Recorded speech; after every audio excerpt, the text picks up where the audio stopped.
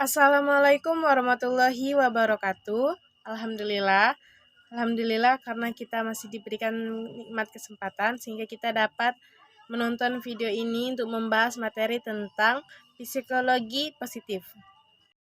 Sebelum kita membahas tentang materi psikologi positif, izinkan saya memperkenalkan diri. Perkenalkan, nama saya Nurjana, NIM 2020502066 dari kelas BPIC atau 2052C. Dari Prodi Bimbingan Penyuluhan Islam Fakultas Dakwah dan Komunikasi Universitas Islam Negeri UIN Raden Fatah Palembang. Konsep dasar psikologi positif. Konsep dasar psikologi positif berkaitan dengan eudaimonia, kehidupan yang baik atau berkembang, hidup sesuai dengan apa yang memegang nilai terbesar dalam hidup, dan faktor-faktor lain yang berkontribusi paling besar pada kehidupan yang dijalani dengan baik dan memuaskan. Meskipun tidak mencoba definisi ketat tentang kehidupan yang baik, psikologi positif setuju bahwa seseorang harus menjalani kehidupan yang bahagia, terlibat dan bermakna untuk mengalami kehidupan yang baik. Martin Seligman menyebut kehidupan yang baik sebagai menggunakan kekuatan khas Anda setiap hari untuk menghasilkan kebahagiaan sejati dan kepuasan yang berlimpah. Psikologi positif melengkapi tanpa bermaksud untuk menggantikan atau mengabaikan bidang psikologi tradisional. Dengan menekankan studi tentang perkembangan manusia yang positif, bidang ini membantu menyeimbangkan pendekatan lain yang berfokus pada ketidakteraturan dan yang mungkin hanya menghasilkan pemahaman yang terbatas. Adapun ruang lingkup psikologi positif adalah sebagai berikut. 1. Positif subjektif. Positif subjektif ini mencakup pikiran konstruktif tentang diri dan masa depan seperti optimisme dan harapan. 2. Tingkat individu.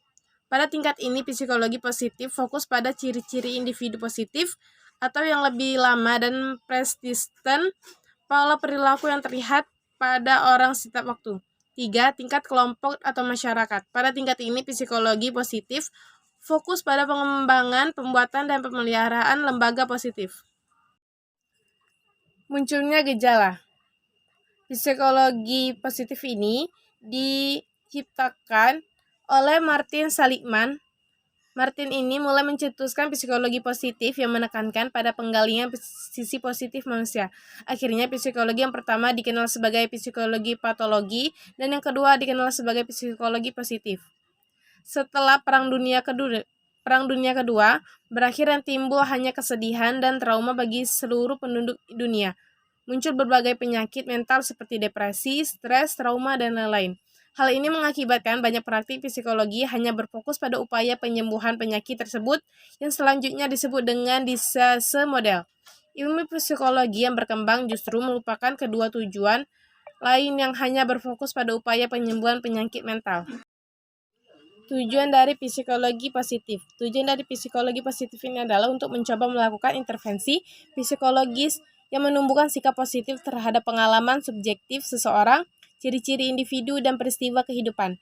Tujuannya adalah untuk meminimalkan pemikiran patologis yang mungkin muncul dalam pola pikir putus asa dan mengembangkan rasa optimisme terhadap kehidupan.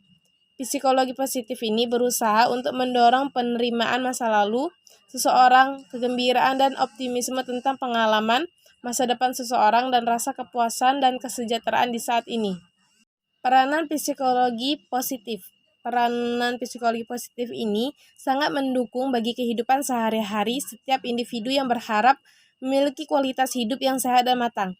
Psikologi positif diperlukan dalam memotivasi diri dan menghadapi berbagai stresor kehidupan. Tentunya tidak harus menunggu ketika individu telah mengalami musibah ataupun stres. Teknik dan metode psikologi positif. 1. Alihkan fokus dari hal negatif ke hal positif. Misalnya, tiap malam cobalah untuk mengingat kejadian-kejadian hari.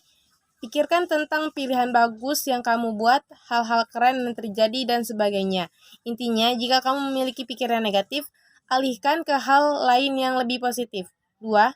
Menyeimbangkan antara yang positif dengan yang negatif. Misalnya, para eksekutif bisnis umumnya menyampaikan pujian dan kritik ketika mengevaluasi kinerja karyawan, sehingga karyawan dapat berkembang. Ketiga, bangun strategi untuk memelihara harapan, misalnya dengan memecah sebuah masalah besar dalam komponen-komponen kecil yang dapat ditangani satu persatu.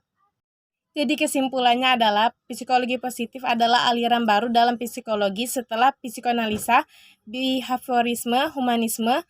Aliran ini disebut juga sebagai psikologi kebahagiaan. Lahir pada 1998 oleh Martin Seligman, adalah pendiri psikologi positif.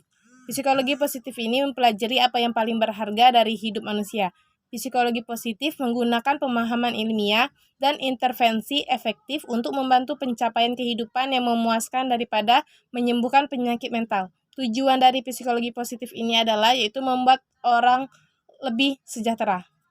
Mungkin itu saja yang dapat saya sampaikan. Lebih kurangnya saya mohon maaf. Saya akhiri.